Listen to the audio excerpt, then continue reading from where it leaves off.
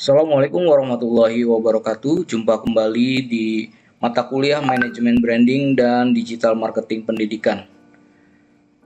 Kali ini kita akan membahas tentang dasar-dasar digital marketing. Baik, teman-teman semua, pada pertemuan keempat ini kita akan masuk ke dalam topik yang sangat relevan dengan perkembangan zaman, yaitu dasar-dasar digital marketing. Selama ini digital marketing sering kita kenal dalam konteks bisnis ya, misalkan menjual produk, memasarkan jasa, atau membangun brand perusahaan. Namun prinsip-prinsip digital marketing sebenarnya juga sangat penting diterapkan dalam dunia pendidikan. Mengapa? Karena lembaga pendidikan sekarang tidak hanya berkompetisi secara lokal, tetapi juga bersaing secara nasional bahkan global untuk menarik calon peserta didik. Materi ini sebenarnya dikhususkan untuk mahasiswa S2 PJJ/PAI ya, dengan tujuan agar kita semua memahami strategi digital marketing bisa diadaptasikan ke dalam konteks lembaga pendidikan. Jadi yang kita pelajari bukan sekedar teori pemasaran digital, tapi bagaimana sekolah atau madrasah, pesantren, dan perguruan tinggi itu bisa menggunakan kanal digital untuk memperkuat branding, memperluas jangkauan, dan meningkatkan daya tariknya di masyarakat. Fokus kita adalah melihat bagaimana prinsip digital marketing yang biasa digunakan di dunia bisnis dapat diterjemahkan ke dalam strategi promosi pendidikan. Dengan begitu, kita bisa melihat pendidikan bukan hanya sebagai proses akademik, tetapi juga sebagai layanan yang perlu dikelola dengan strategi branding dan marketing yang tepat agar semakin terkenal, dipercaya, dan dipilih oleh calon mahasiswa ataupun orang tua. Baik, sebelum kita masuk ke inti materi, mari kita pahami dulu apa saja yang menjadi tujuan dari pertemuan kali ini. Ada 3 tujuan utama yang ingin kita capai bersama, yaitu yang pertama, menjelaskan kanal digital yang relevan untuk promosi pendidikan. Artinya kita akan mempelajari apa saja media digital yang bisa dimanfaatkan oleh lembaga pendidikan untuk memperkenalkan diri, mulai dari website resmi, media sosial, SEO, hingga SEM. Dengan mengenal kanal-kanal ini, kita bisa melihat mana yang paling efektif untuk menjangkau calon peserta didik. Yang kedua, memahami konsep funnel pemasaran digital. Funnel atau corong pemasaran ini menjelaskan tahapan perjalanan calon siswa atau mahasiswa dari tahap awal hanya sekedar tahu tentang lembaga atau awareness ya, kemudian mulai ketertarikan, interest, kemudian mempertimbangkan untuk mendaftar, decision, hingga akhirnya benar-benar melakukan pendaftaran, action. Jadi konsep ini penting dalam strategi komunikasi di setiap tahap yang harus berbeda. Yang ketiga, itu menghubungkan digital marketing mix dengan konteks pendidikan. Kita akan bahas bagaimana bauran permasalahan 4P ya, product, price, place, promotion, yang bisa digunakan di dalam dunia bisnis itu bisa diterapkan dalam lembaga pendidikan. Misalnya, bagaimana produk dalam pendidikan berarti program studi, kemudian price itu berarti biaya kuliah dan beasiswa, serta bagaimana promotion itu bisa dilakukan secara online maupun offline. Dengan mencapai 3 tujuan ini, kita akan memiliki pemahaman secara komprehensif tentang bagaimana digital marketing bisa membantu lembaga pendidikan supaya bisa lebih bersaing dengan sehat, kemudian meningkatkan citra dan menarik banyak peserta didik. Oke, sekarang kita masuk ke pembahasan tentang kanal digital marketing. yang biasa dimanfaatkan oleh lembaga pendidikan. Kanal ini adalah media atau jalur utama yang digunakan untuk menyampaikan pesan branding dan promosi kepada audiens. Yang pertama adalah website resmi lembaga. Nah, website merupakan pusat informasi utama yang mempresentasikan identitas lembaga. Di sini calon siswa atau mahasiswa mencari informasi tentang program studi, kurikulum, biaya kuliah, fasilitas, hingga proses pendaftaran. Nah, website yang profesional itu mudah diakses dan informatif adalah fondasi dari digital marketing.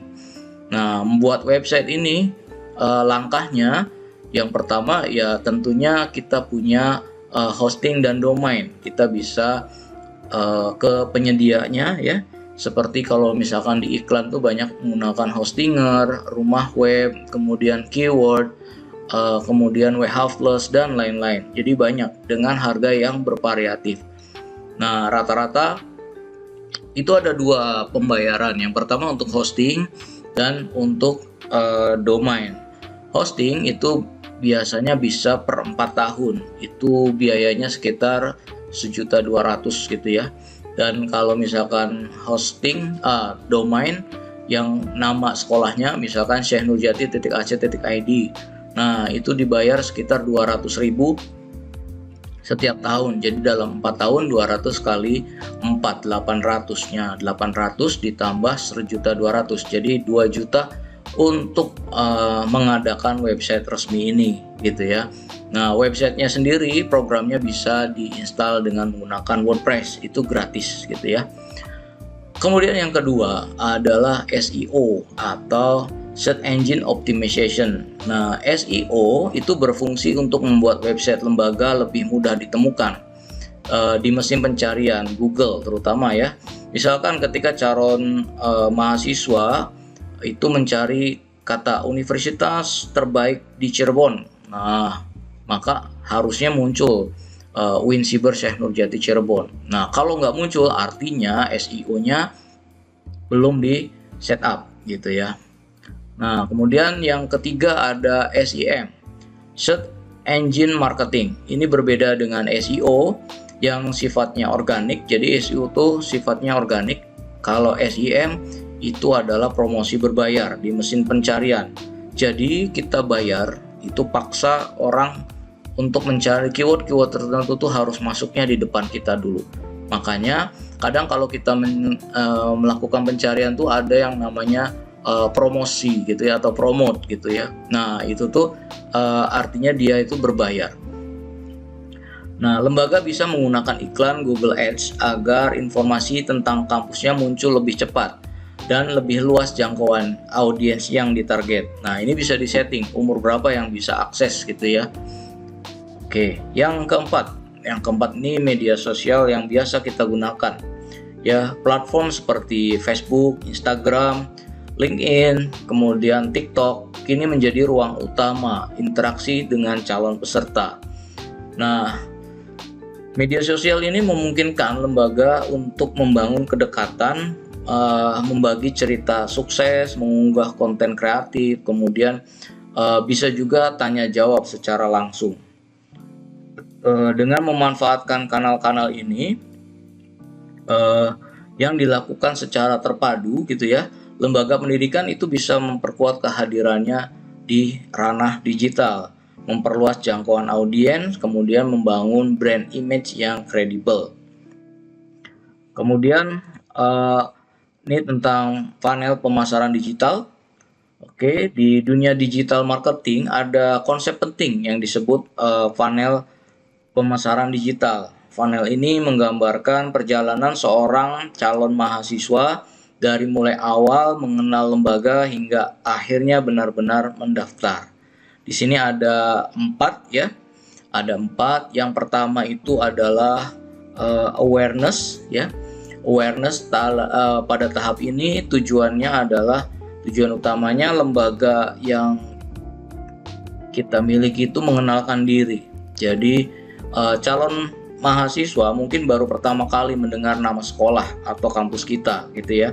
Mungkin kita biasa merasa terkenal gitu ya, tapi ternyata anak SMA tidak tahu kampus kita. Nah, itu adalah PR ngebangun awareness gitu ya.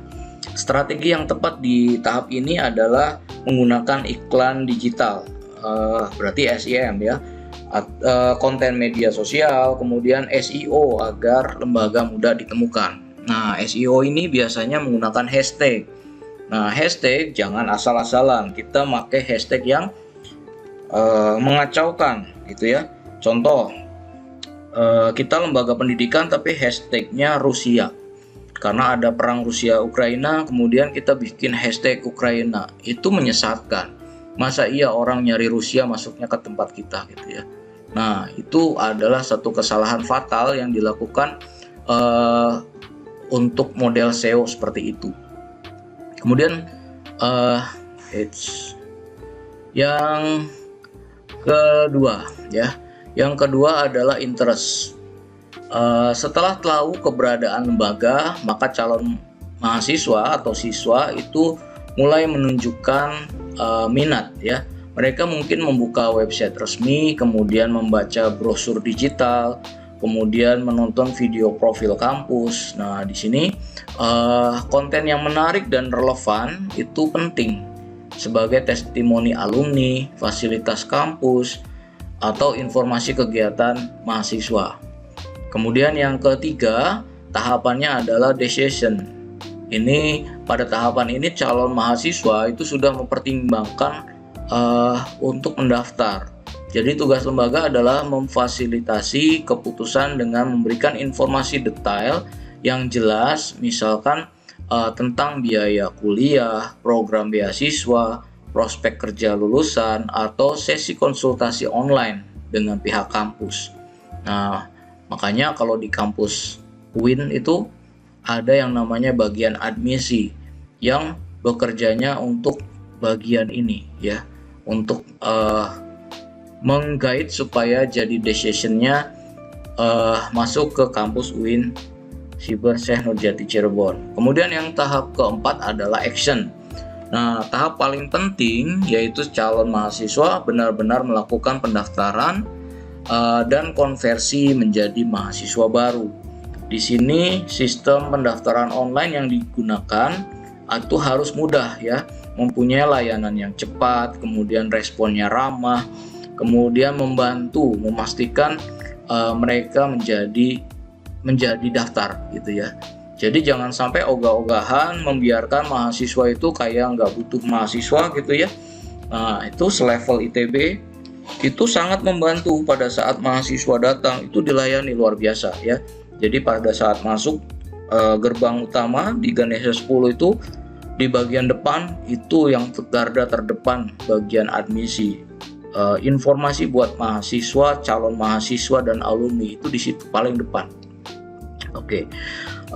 Jadi funnel pemasaran digital ini membantu kita memahami bahwa komunikasi tidak disamaratakan gitu ya. Strategi di awal yang awareness gitu ya, kemudian tentu berbeda dengan strategi di akhir action ya. Dengan mengelola setiap tahapan funnel dengan baik, lembaga pendidikan itu bisa meningkatkan efektivitas promosi dan memperbesar peluang konversi calon mahasiswa gitu. Kemudian kita lanjut lagi, setelah kita melihat funnel digital marketing, kita lanjut dengan membahas tentang digital marketing mix dalam pendidikan. Nah, kita sering mendengar yang namanya konsep 4P. Nah, 4P itu ini ya. Ini adalah konsep 4P, yaitu product, kemudian price, place, promotion. Nah, dalam konteks lembaga pendidikan, keempat elemen ini punya arti yang sedikit berbeda dibandingkan bisnis komersial. Jadi ada perbedaan yang sedikit ya sebenarnya. Pertama adalah produk. Dalam pendidikan, produk itu bukan barang, melainkan program studi, kurikulum, fasilitas akademik, dan layanan pembelajaran. Jadi kadang-kadang program studi mana nih yang kira-kira lulus mudah cari kerja. Kemudian kurikulum apa nih yang kira-kira dibutuhkan di dunia kerja. Kemudian fasilitas akademik apa nih yang membantu dalam proses pembelajaran dan layanan pembelajaran. Nah, misalnya universitas itu bisa menonjolkan program unggulan seperti teknik informatika berbasis riset atau pendidikan agama berbasis teknologi digital.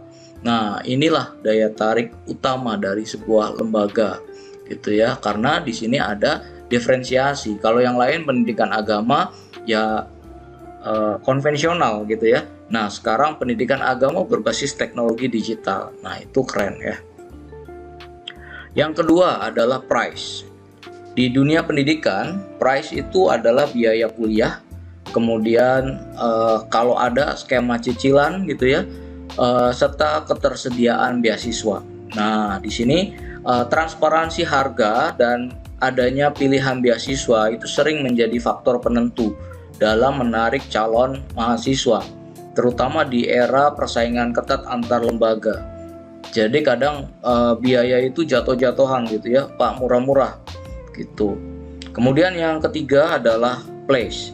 Nah, place tidak hanya merujuk pada lokasi kampus secara fisik, tapi juga mencakup platform digital seperti LMS gitu ya, website kampus, ruang virtual. Jadi jika punya LMS yang susah diakses, drama gitu ya, nah itu di bagian place ini yang akan terdampak gitu ya. Kalau di kampus fisik itu gedungnya yang megah dan lain-lain, tapi kalau di kampus digital ya LMS, tempat belajarnya. Kemudian yang keempat adalah promosi.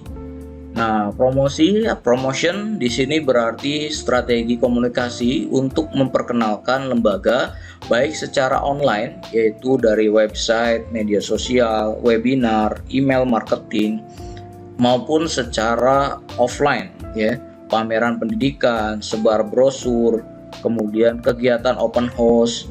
Nah, ini tujuannya adalah membangun citra, menjangkau audiens dan mendorong calon mahasiswa untuk mendaftar. Jadi ketika kita bicara digital marketing mix dalam pendidikan, kita sedang melihat bagaimana 4 elemen dasar pemasaran ini bisa diadaptasi sehingga lebih sesuai dengan kebutuhan lembaga pendidikan. Ya, dengan kombinasi yang tepat, lembaga pendidikan itu bisa membangun brand yang kuat sekaligus meningkatkan jumlah pendaftar. Nah, dari materi yang tadi ya, kita bisa simpulkan.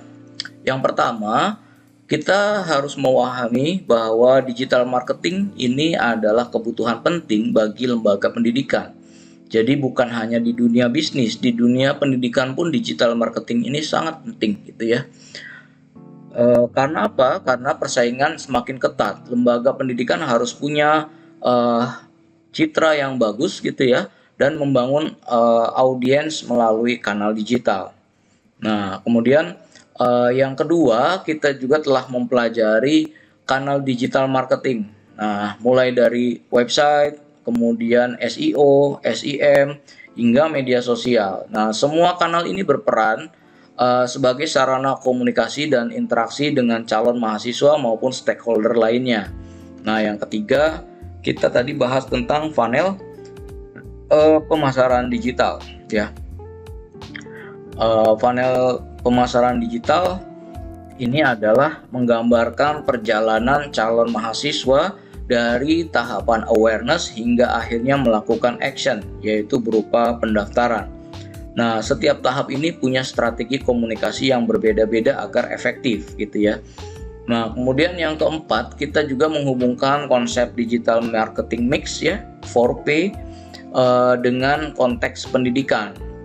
Jadi produk di sini adalah program studi dan kurikulum, harga berarti biaya kuliah dan beasiswa, kemudian tempat mencakup kampus fisik dan platform digital, dan promosi dilakukan secara online maupun offline.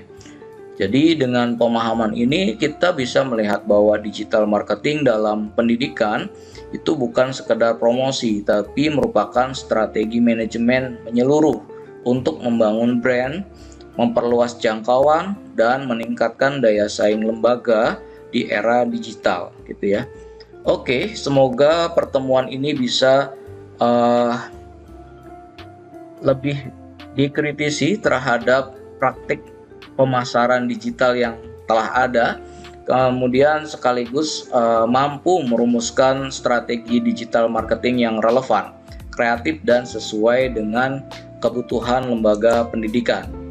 Nah, pada kesempatan ini kita akan coba berdiskusi ya. Jadi dari tema yang tadi itu ada kanal digital. Jadi menurut Bapak Ibu semua, kanal digital mana yang paling efektif digunakan di lembaga pendidikan untuk menarik calon mahasiswa atau calon siswa ya? Website, SEO, SEM, atau media sosial. Nah, terus kenapa? Nah, itu coba kita tulis di diskusi gitu ya. Kemudian funnel pemasaran. Apakah Bapak Ibu pernah mengalami sendiri perjalanan sebagai calon mahasiswa yang melewati tahap awareness, interest, decision, action? Misalnya bagaimana Bapak Ibu akhirnya memilih kampus atau program studi tertentu ya. Nah, ini saya pengalaman pribadi waktu S2 ya. Jadi waktu S2 itu saya memilih Universitas Dianuswantoro Semarang ya. Di sini awareness saya dapatkan dari brosur gitu ya.